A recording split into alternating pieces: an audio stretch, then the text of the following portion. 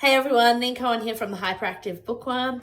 I have hit the Squirrel Badge and I'm so excited. So the Squirrel Badge is when you hit 20 books in the Sapphic reading challenge. I have already done the 10 books that I read for the Penguin challenge, so I'm not going to go back on them, but I am going to talk about the next 10 that I've read that and what category they fall under. So yay! All right, so the first category I've got here is category 11, which is an Ice Queen character. Of course, it's got to be a Lee Winter book. Ice Queens are so popular in les fiction, and they're just great. This one, I've chosen The Red Files by Lee Winter.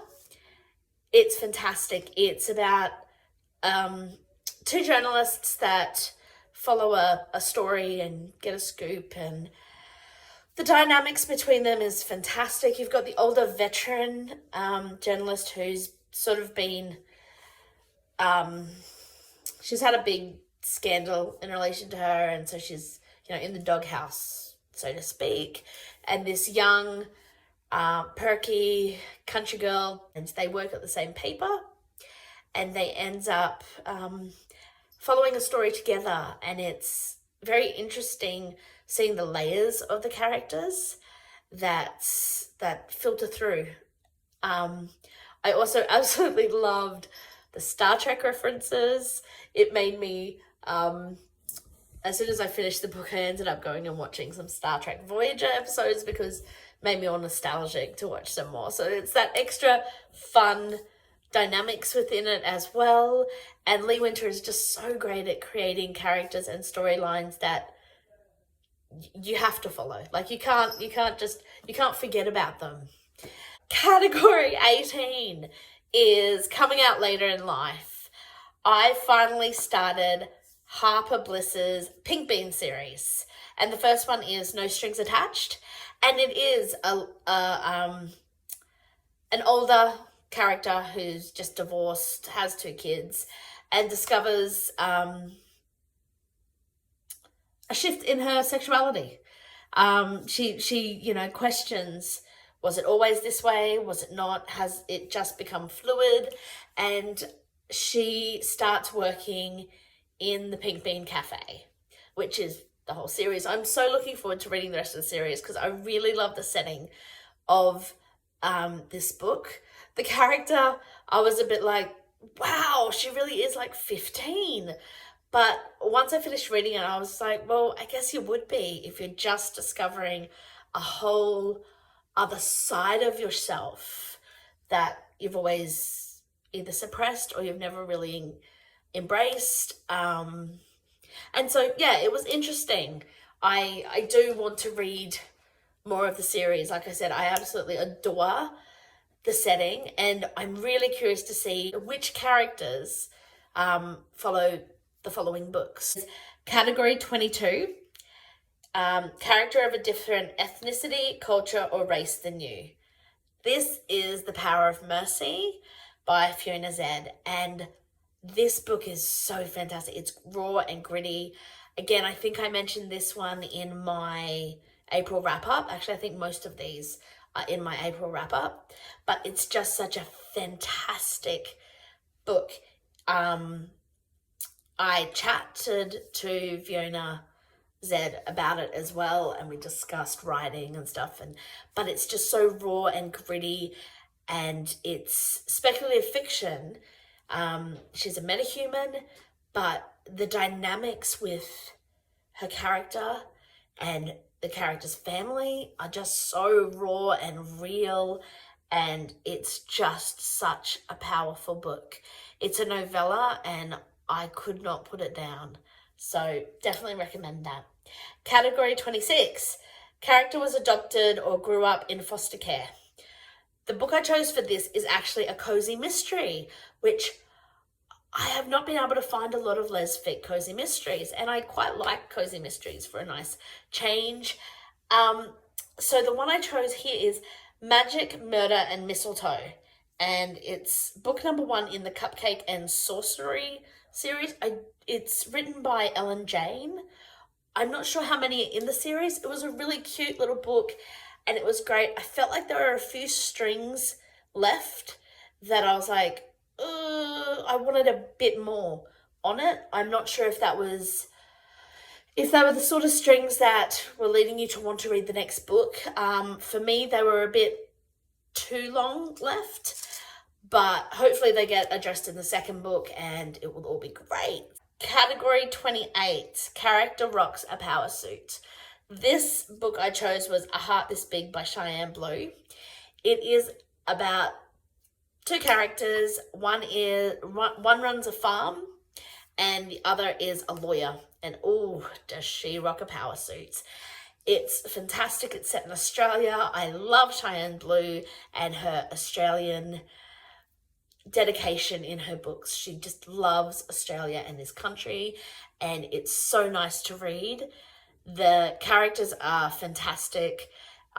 This book could also fit into, there's an animal on the front cover, there's a adventure in nature. It does also have a kid in it, if you're interested in books that have children in it as well. Where characters are parents and that type of thing, which I really love. Awesome. Next one, Character 33, Disguised or Living as a Man. Backwards to Oregon. And I will promote this book to the ends of the earth, really. I adored this book so much.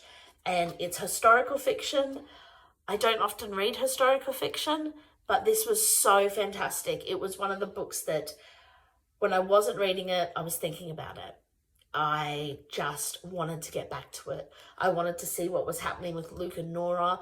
I wanted to see what was happening with all the dynamics. That's what I love about Jay's books. The things that come up very naturally, and nothing feels contrived in the situations. And I really, really adore that realistic, natural element of things.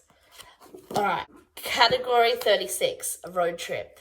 So for this, I chose Aurora's Angel by Emily Noon. My God, this book is amazing. I actually read it on audio and it's 20 plus hours and I still wanted more. It just didn't feel like, I was just like, and it ends beautifully and wonderfully and everything gets wrapped up and it's amazing, but I just wanted more. It's about shapeshifters. It's about a portal world away from Earth. So it's just, the world building is incredible and the characters' layers and dimensions are just fantastic. And everything is just so, wasn't really surprised by any of the stuff, but there were like the little breadcrumbs through it were just delicious and the writing was beautiful. Aurora is just such a fantastic character that, yeah, I just absolutely adore her. But yeah, it's a highly recommended book. It's one of my favorites, absolutely, of April. All right, so the next book is, category is Category 37. And this one is a bisexual or pansexual character. For this, I chose Written in the Stars by Alexandria Belfleur. I saw this book everywhere, like everywhere. People were promoting it and I was like, oh, okay, really not knowing what to expect. And I kind of adored it. It had the whole grumpy and sunshine again as well. And there's, this idea that to be serious, to be a grown-up, you have to have a specific kind of job or specific kind of passions.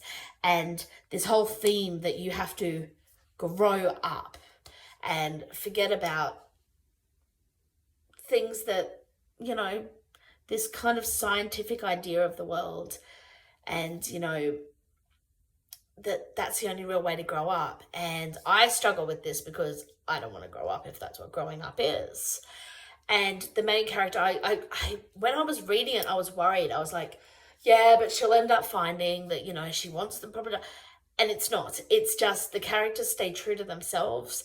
And it's one of the most beautiful things about this book because, like I said, I hate when characters change too much.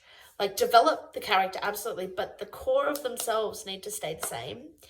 And so many books I've been reading in this challenge do that, and it's brilliant. And this is one of them.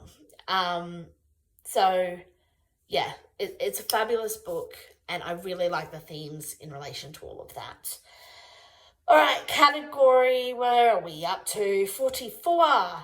Character is a business owner. Claire Lydon, another Claire Lydon book, and I love it. They are so, especially when you're reading a lot of heavy or dark stuff, which I often do, I love going back to Claire Lydon books because they're a beautiful balancer. But they're beautiful in their own right as well. They're fun and they're light and they're... I recently saw or read Claire saying something about how, lesbians deserve the happy ending as well, because we all know the history of, kill the lesbian in the end, or the lesbian's the bad guy, and she's right, we do deserve the happy endings as well. And that's what she writes, and I love that. So for this book, the character is a business owner. I actually read the second book in her London series, and it's This London Love, and I laughed so hard at the start, simply because trust Claire Lydon, another book I've read of hers, where, one of the main points in the whole book is a funeral. Like, it doesn't specifically start at the funeral in this book, but it's one of the pivotal things that happen, and yet still, it's so fantastic. One of the main characters is a florist, and, of course, it brings to me the whole imagine me and you beautiful aspect of things. So I found it really amusing in this book that the other character is like, oh no, she can't be gay, she's a florist. And it's just so hilarious when the character is pulled up on her own stereotyping, I guess. The other character works at a magazine, and she's a cover designer, if I remember correctly. But yeah, so it's great, and how they find each other and all the dynamics of families that interact with it. That's really cool. So yeah, I love her London series. I'm slowly working through them, and they're great. The last one is category 45, new to you author. Honestly, it could be almost any book I've read in this challenge, because I'm forcing myself to read other authors. Yes, I've got my favorites like Lee Winter and Claire Lydon and Jay that I'm rereading, and T.B. Markinson that I'm reading as well. But there's so many new authors that I'm finding, and I'm loving it. For category 45, new to you author, I chose Ashley Poston. I'm sure I'm probably saying that wrong, but her book, The Princess and the Fangirl, it's third in a series. I was suggested this by a friend, which is very cool, and I totally thought that it would be the Princess and the Fangirl falling for each other, and it's not that. The Princess and the Fangirl are the two main characters, but they have their own storylines. I really enjoyed it. I loved the geekiness of it all, the writing, the quirkiness. It's all set around like a geek convention, which is very cool. However, I felt like the author was embracing the fact that, lesbians exist. The other books are, I believe, heterosexual storylines, but I was almost heartbroken that it wasn't pushed for that to be the only storyline. There's a heterosexual storyline and a lesbian storyline, which was great, but I really wanted to just get the story of, the lesbians, the second point of view. Like, I loved the characters, but I really wanted the second point of view to be the romantic partner, the romantic interest. It wasn't, so that's kind of like downside for me, but I really enjoyed the book. Her writing is fantastic, and it's great fun. So that's my 10 books for the Squirrel Badge. I'm slowly getting closer and closer to the dragon, which was my goal. I want to get the Dragon Badge and the Unicorn Badge. I've got 6 books in the Unicorn Badge already. Unicorn Badge is 10 books of harder to find, rarer Sapphic books. And I am on my way in the Bear Challenge. But like I said, if you want to see the first 10 books that I did for the Penguin Badge, then just flick through. There's a video there called the Penguin Badge, and this was the Squirrel Badge. Also, check out the Sapphic Book Reading Challenge. It goes for the whole year, so it's not too late to go and have a look now, and it's fantastic. Jay is brilliant and lovely. I'll put all the details down below, details of the books and the specifics of where to go for the challenge. If you like the video, please hit like. Let me know, have you read any of these books? Are any of them interesting to you? I'd love to find out. And yeah, if you want to see more of my videos, just hit subscribe. Thanks, y'all. Bye.